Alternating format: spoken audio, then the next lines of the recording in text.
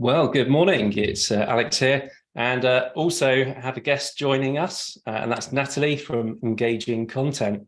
Feel free to share input into this session as much as you want. Oh, I've got someone else wanting to join. Let's just let them in as well. Okay, that's my note taker. So I have this crazy little AI note taker that records all the session for me as well. But great to have you with us, Natalie. Do you want a quick intro? Let everyone know who you are, where you are, and what you do. Yeah, so I run Engaging Content based in Cheltenham in the UK, and basically I help micro businesses, service businesses who want to power up their website and get it really working for organic search, and taking them through the journey of like auditing it and sorting out their content and keywords, etc. So yeah, that's pretty much what I do. Great. Well, thank you for joining me. They get a bit lonely when I'm just on my own, so it's nice to have another person to bounce ideas off. So just to run through this morning, we've just what we're talking about was we're looking at actually an outbound email strategy. So this masterclass looks at the fourth phase of the Leadeth Pro Roadmap to more sales and more time. And just to put it into context, I'm just going to share just like my roadmap with everyone so they know what I'm talking about and where this fits in with that whole journey. So it's an art of juggling lots of windows this morning. Share screen, and I'll go to that one. So this is the roadmap that I've developed for my flagship product. So it starts with clients coming in at the bottom here, struggling to get sales out of LinkedIn. And then they end up right at the top there. They've got more time on their hands and they're getting more sales, and it's all done on autopilot. So in the previous weeks, we only just started these masterclasses back in January. So we've looked at 4 different strategies to generate prospects using LinkedIn and a couple of other little tools that I like to use. Session 2, we looked at the target audience in a bit of detail and finding out, who that might look like and what that might look like. And we went into a bit of detail there with that one. And then session 2 was priming your personal profile. So making your personal profile appear really good to that target audience. So when they click on your LinkedIn profile, they know exactly what you're about and how you can solve their problems. Really simple stuff.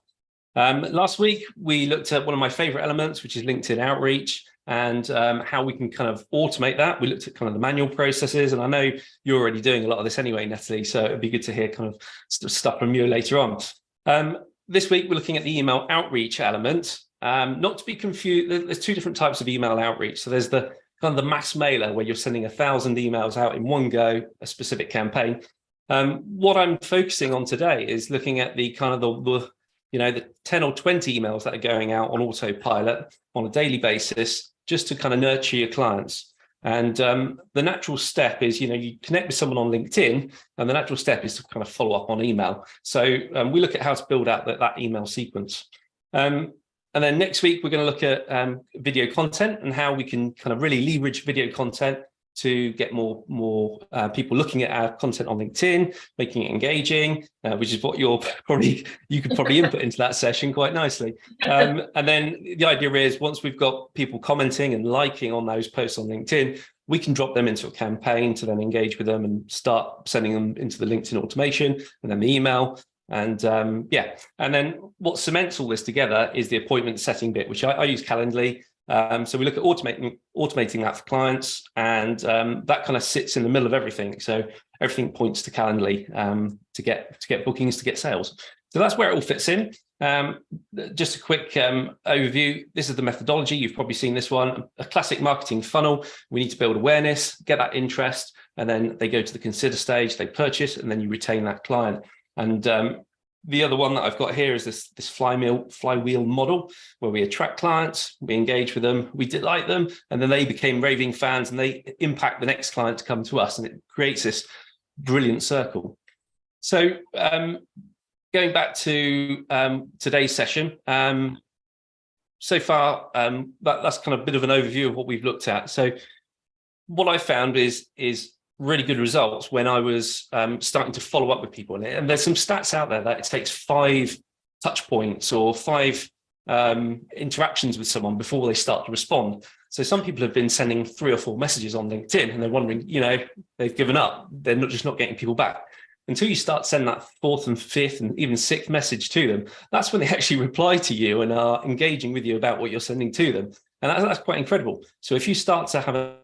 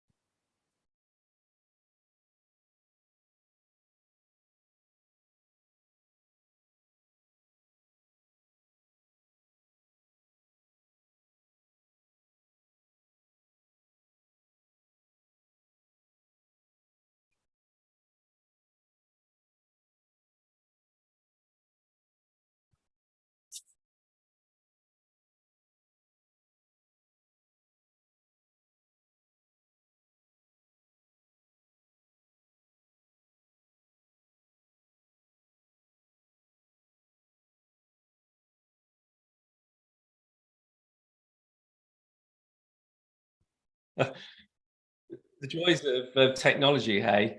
I think we're back, but yeah, it's frustrating when you go live and that happens. You get internet glitches and things. But anyway, so yeah, what I was saying is now prospects have started to connect to us on the LinkedIn platform. They've given us their email address, and that is a natural, opportunity. And I see it under GDPR as legitimate consent. You've got something that you want to showcase to them that's going to benefit their business. So why not send them an email? Now, there's a lot of some people have a lot of emails on their LinkedIn profiles. They can have a work email address, a personal email address, and then they could not disclose their real email address, which is where they actually do business with. So there's a lot of tools out there that can obtain that email. So before we think about sending any emails to the prospect, we've got to think about, we've got to make sure the emails are going to get to them. And that's called deliverability. So it's understanding that we're going to push out 100 emails.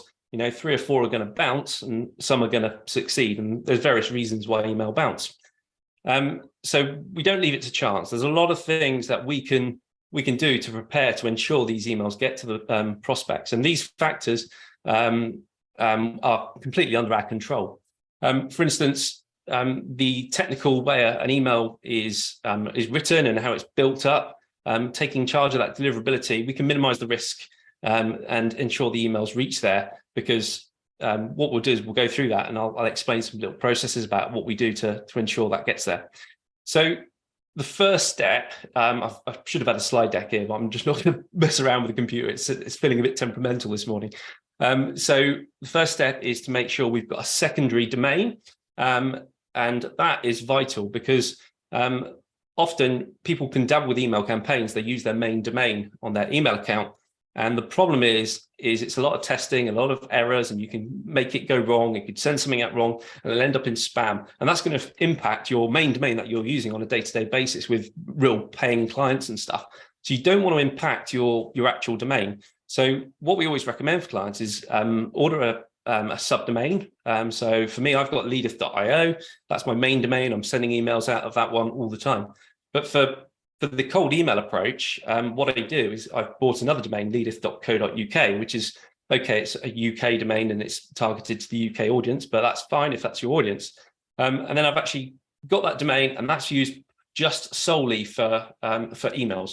Now, different email providers can send differing amounts of emails on a daily basis. So if you've got just like a Gmail account, typically you're looking at around about 100 a day. And then if you're sending more than 100 a day, you're going to get caught out for spam and stuff like that. I've actually used Google Workspace. So that's like the premium version of Gmail, which you can link to your domain name. And Google Workspace allows you to send around about 2,000 on a daily basis. So I'll never go near that. But it's nice to know that they have that support and measurement in place. So think about your email server and make sure you're staying within those limits. So cold email, often people sending cold emails over this warm up process, and it's vital to warm up your inbox. You've just bought a new domain. You've got to warm that domain up and send a few emails out of that domain, probably for a period of, I would say over 2 weeks. start ramping up how many emails you're sending. And there's a lot of really cool software bits out there that can do all this for you. And I'm going to showcase some of those in the masterclass today. So it's very important to get a separate domain and get that, what I've just said about getting that warm-up process in place.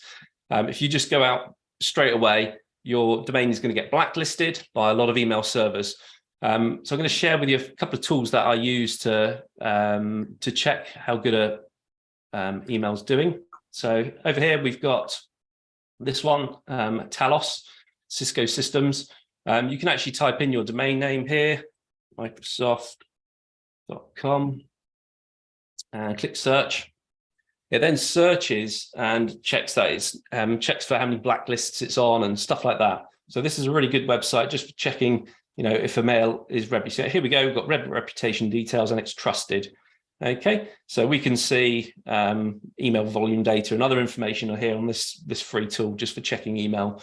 So that's one that's called Talos, T-A-L-O-S. If you Google it, it comes up and you can just type it in, type your domain name in and check your domain. So once you've actually got that email written and set up, it's always good to send a test email message out. And there's another system I use for that, and that's this one here. This one's called mail-tester.com. And what Mail Tester does is it analyzes the subject, analyzes your domain, of course, and just makes sure it's all been set up correctly. So when you're setting up that new domain, one of the first things that you need to do is set what we call an SPF and a DMARC and a DKIM record. All these technical things get added to the domain with your hosting provider. And as soon as you add those records, that helps email servers to understand that the domain is safe, it's a safe sender. If you don't set those up, it's very risky, and it's often people send alias email addresses from a random address and it just points to another address. And the correct way to do it is to set up these SPF records and these DKIM records to make sure your email account is protected from spam things. So here we go. This is the mailtester.com. If I just take you back to the homepage, it just basically gives you an email address to send your email to. So I've composed an email just in my normal main account, just because I was testing my main account here. And then you put in the subject line, put in the copy, as you would send that cold email to anybody else. And then as soon as you've done that, it sends you to the results page. Once you've sent the email, it takes about a couple of minutes ago. I did this one 2 hours ago, and it gives you a score out of 10 in terms of how good that domain is for sending. So mine's 9.5 out of 10. And this is my main leadeth.co domain, as opposed to my email alias one I did it on. Here we go. We've got a list of lots of email servers that are used all around the country, and these are blacklists. So I'm actually listed on one email server in the last 28 days for whatever reason. And it's just where people click your email and they think, oh, right, this is spam, or this is not spam. So so in summary, we've looked at, choosing that separate domain for your email, which is vital. Set up an email account. Make sure you've got these SPF and DKIM records in place, and send a couple of emails manually to warm up that inbox. We're going to switch over to another tool. This is all just full of tools and things here that can help you out. So this one is called Warm Up Inbox. It costs about, £5 a month. What it does is it automates the process of getting your email account warmed up for you. It actually sends a subject, sends a random email to another user who's also needing an inbox warmed up. So it's basically automating the process of sending genuine emails that are looking pretty genuine. And you can actually read those emails. They're just they don't make much sense to me when I'm to a human, but they are basically random emails that are computer generated text and things. But that warms up your email inbox. So you want to get to around about 40 a day. And as long as those aren't getting triggered into spam folders, your domain authority and score will go up and up and up. And I'm sure probably, if you've got a really good domain authority for cold email marketing, I'm sure that's going to help with your Google rankings. I'm sure it's linked. It's got to be linked if it's all in Google's algorithm, how good that domain score is and stuff. So worth looking at Warm Up Inbox. So the way it works on the Leadeth side, so I've slowly been drip feeding a lot of people with what the Leadeth software does and how that works. So what that looks like from the Leadeth software, if you're already a client or if you're thinking about checking this software out, Leadeth is basically an all-in-one tool. It's doing all the LinkedIn campaigns, it's doing all your email campaigns. It's also a CRM tool, and it's basically, an amazing tool. So the way we would do it in Leadeth, we go to integrations. Computer's decided to go a bit slow.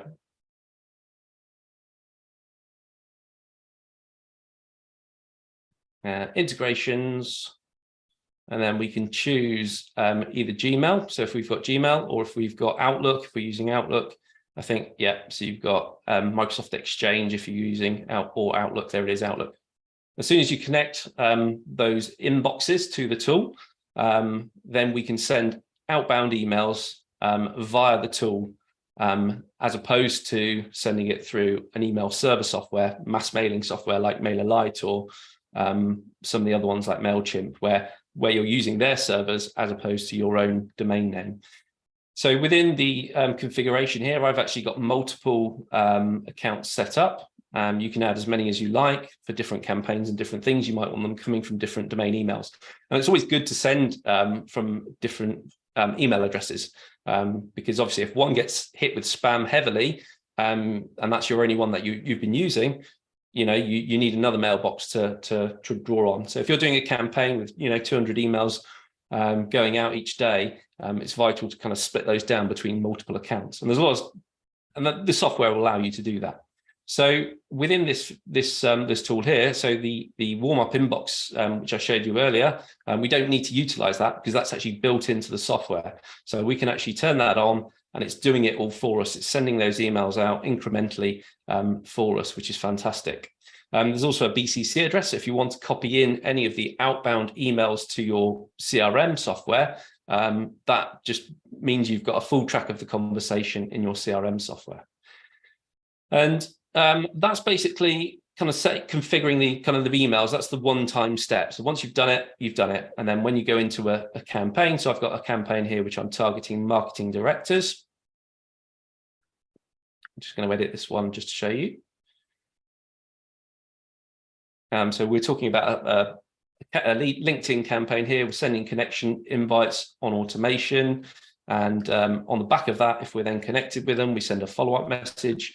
And this is the next step on in the sequence. We're sending that automated email out. So for me, this is what mine looks like. We can choose the email it's going to go from. So, I mean, because I know I'm not sending more than that, 100 a day, I'm quite happy to just use my own personal email because I don't think it's going to be impacted hugely. We can specify the type of email address we want that to go to. And we can actually use if logic statements to say, right, if they've not received the work email, try the personal email. If they've not received the personal email, send the enriched email address, or send an InMail, which is LinkedIn's own email system. So we've got the subject line, thanks for connecting. So this is basically off the back of my campaign. Just a very straightforward email, just saying, thanks for connecting. Feel free to schedule a call in my diary if you want to take things further. And we can also specify delay. So if we want multiple campaigns, we can go send another email. Where is it? Update successfully. Send email. We can put another email a few days later in that sequence if we want. And we can just keep going and building out those email sequences here. So once that's been built, what that looks like on the receiving end. So we're coming into the tool. We've got an inbox. We can go into that inbox and we can see a stream of all the LinkedIn conversations. And then we can click over on email here and we can see, 7 minutes, he's received the first of my email sequence. And we can use data tags in those email sequences as well, like company name and obviously first name, all the usual sort of stuff to really personalize the emails. So that's kind of the email approach, what we're doing in terms of email. The other tool that I've been using to do this prior to Leadeth is Apollo. Apollo is a really a lot of big corporate companies are using Apollo. It's probably geared to kind of bigger companies. It's a bit more robust in its approach. So Apollo is great if you're just looking to do email marketing and you're not wanting to do any of the LinkedIn outreach or push this into a CRM. So Apollo is basically a nice source for prospects. So it all starts up here. You go to search. And if you're familiar with Sales Navigator, it works very similar. So you can set up a persona for, so I've got one here, marketing leaders. And straight away, we've got all these profiles that are connected to LinkedIn profiles, which is fantastic. So if you're doing a LinkedIn campaign, this really helps. But the idea of Apollo is it's a lot of data sources accessing just work email addresses, verified work email addresses. It's got a credit system. So if you're a free user like me, you can get 50 free credits on a monthly basis. So I can click all of these prospects in this list here, select all 25, and I can choose to enrich those prospects by moving them into an email marketing sequence.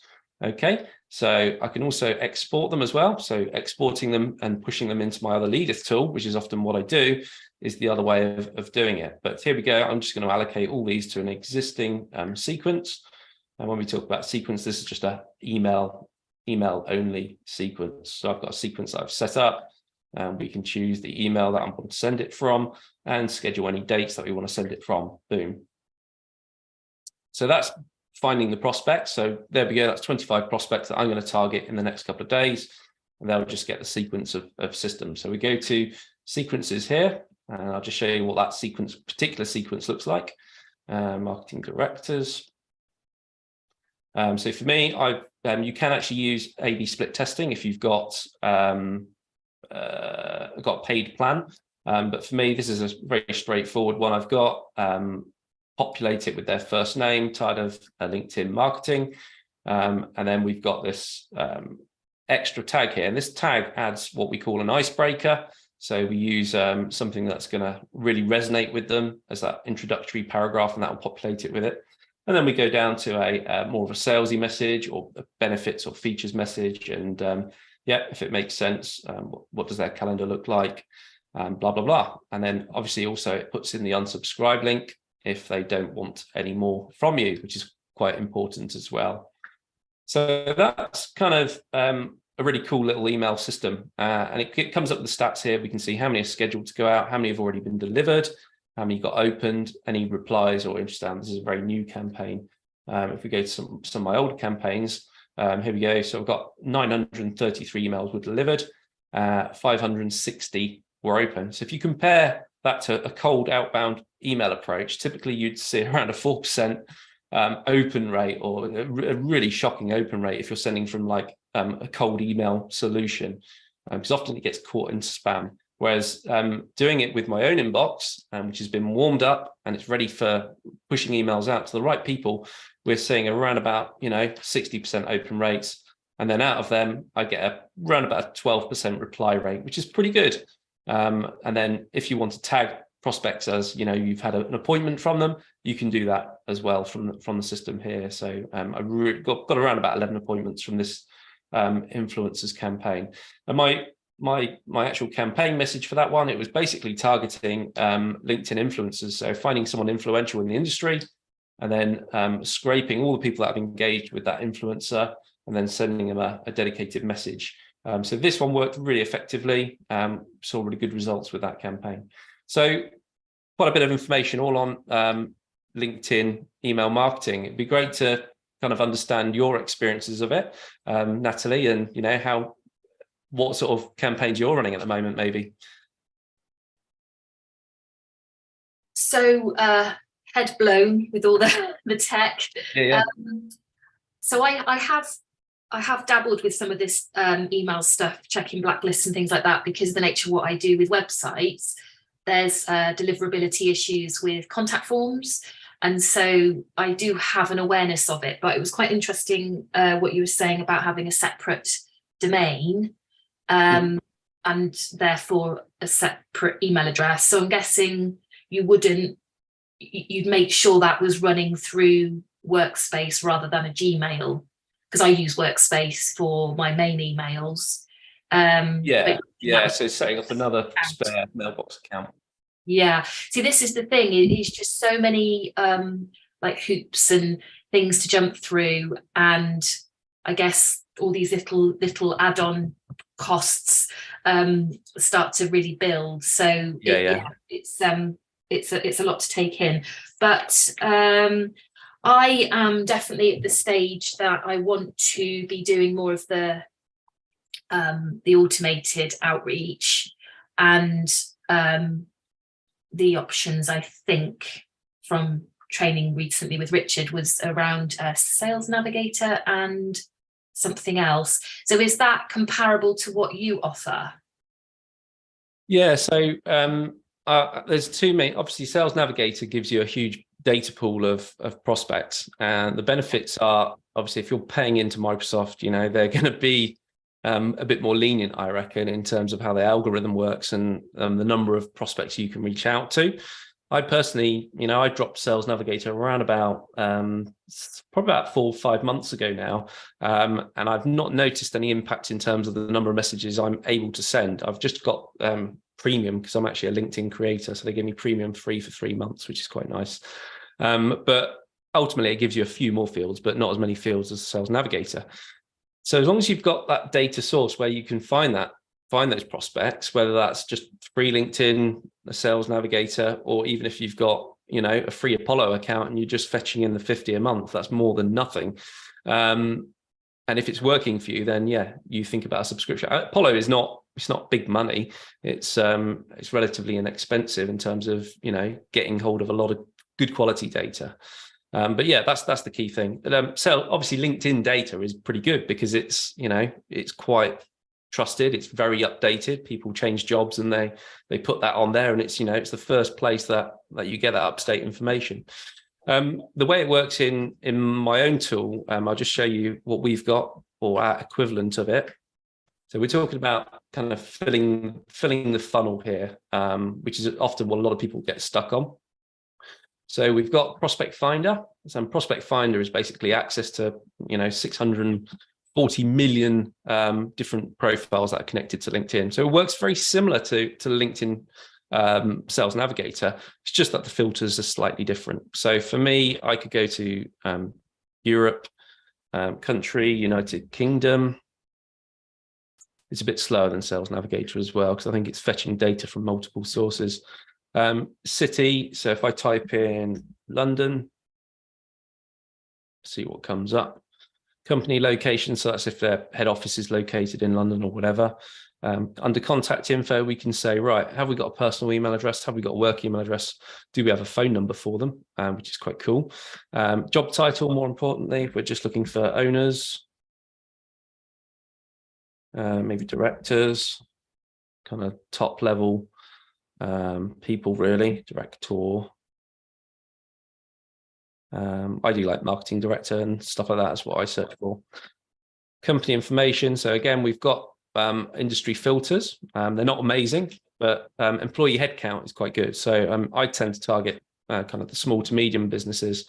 There's also a company revenue filter, so we can filter by, you know, the amount of revenue that business is doing.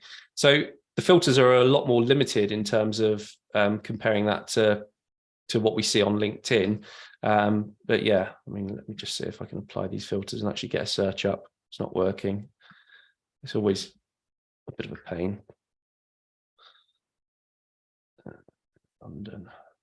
Often it's the locations that throw it out.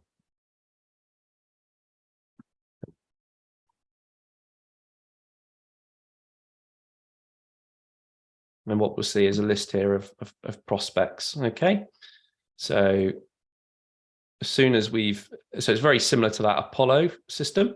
So we can see the prospect. We can say, yeah, this one looks good. This one looks good. This one looks good. And then we can choose to enrich those selected prospects. And what we've got here is the work email address. We've got his personal email address, work, personal, work, personal, work, personal. So straight away for a LinkedIn campaign, obviously we've got their LinkedIn profiles because all these profiles are connected to LinkedIn. So we can connect to them on LinkedIn. We can do a follow-up phone campaign as well. So yeah, the data is not as good as Sales Navigator data, but what I'm saying is a lot of people are using this Prospect Finder to find data straight in the tool, negating the cost of Sales Navigator at, you know, £80 a month. So yeah, that's how it's done.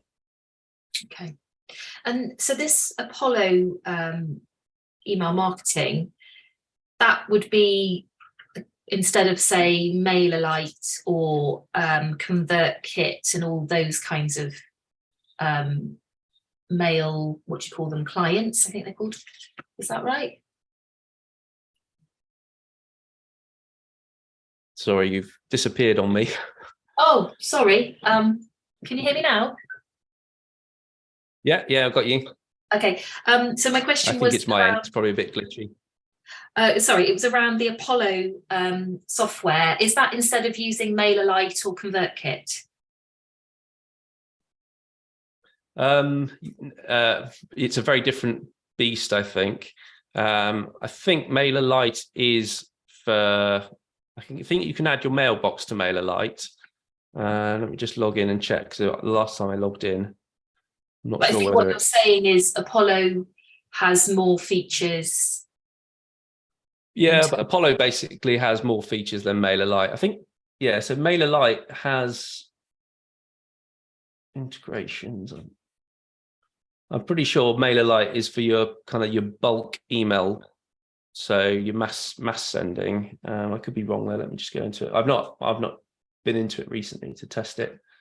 Account settings, domains. Yes, yeah, so you can link a domain to MailerLite, and you verify your domain. That's where I send my emails from. But I'm not sure as it's actually an inbox and actually coming from that inbox as such. So Apollo, you're actually linking your inbox, and obviously in the Leadeth tool, you're linking your inbox. So it's more kind of direct mailing as opposed to a big mass mailing thing. Okay. But yeah, so I tend to use MailerLite or MailChimp. Yeah. Okay. Thank you. But yeah, probably if you were starting off, then yeah, just your own account is probably fine if you're just doing the low volumes, 20 a day, because nobody really gets more than 20 connections on LinkedIn. So if you're just doing it as a follow-up campaign on LinkedIn, it's probably not going to affect your inbox. It's when you whack the numbers up there and you're doing, hundreds a day, then you need to be thinking, right, I need a dedicated domain and email. Or if you're doing a real big cold email outreach and you've got 1,000 emails that you want to prospect people en masse. So how does your tool compare to the one that Richard recommended? It's so Richard recommends MailerLite, I believe, doesn't he? No. The Active Campaign, doesn't he? No, it's sorry. You've got Sales Navigator, and then you've got that other paid tool that would do all the automation. Expandy. Yeah, that's it, Expandy. So how does your tool compare? So Expandy is purely just focused on the LinkedIn side of outreach. I've not seen it been too successful with email. Email's a bit glitchy with it, but you can add an email box in Expandy. Expandy doesn't really have this. Is Expandy sending directly into? Is it sending messages directly into LinkedIn then? It's not sending it from your email. Yeah, that's kind of Expandy's doing it. You can again add a mailbox and it can do that. But what we're seeing is with Leadeth is a complete sales engagement tool. So we've actually got a built-in CRM, so we can actually track everything from scheduling that appointment to the phone call that you need to make. It's just doing a lot more than Expandy does. Plus, you've got the prospect finder tool, which is a great source for prospects as well. So yeah, it's basically just doing a lot more of the legwork. Okay, cool. All right, well, that's really interesting. Thank you. Yeah, I mean that's pretty much everything. I've covered everything on the kind of email marketing masterclass. That was kind of just a big dump of of the important steps in consideration when creating that email marketing campaign. So yeah, I hope you found I hope there were some good takeaways there. I don't know. There's a lot to take in. To say I'm just at this sort of researching stage of what to do, just to get so was looking at sort of Expandy and Sales Navigator, but it's I don't know how yours compares price wise. I guess it's not like for like, so I know Yeah, I'm happy to have a conversation off the live webinar if you want to look into it in a bit more detail. But perfect. It's I mean, for me, it's I get really annoyed having too many different tools and too many systems, and I prefer getting one tool that can do lots and do it well and effectively. So I've kind of gone through about 3 different tools over the last 3 years, and the technology is constantly evolving, so you've got to make sure you're kind of up to date with it. So yeah, Expandy was my tool of choice about 2 years ago, but yeah, this software is does far more. So the video engagement features are one of the key things that Expandy kind of lacks on, which is why this tool works really effective from that point of view. But yeah, great to see you, Natalie, and thanks for joining on the masterclass. You're welcome. Next week we'll be looking at Calendly in a lot more detail and setting up automation workflows with Calendly, stuff that you've probably already done anyway. But yeah, for those guys out there that want to look to automate their appointment setting, we're going to have a deep dive into that tool. But yeah, thanks for joining. No problem. Take care.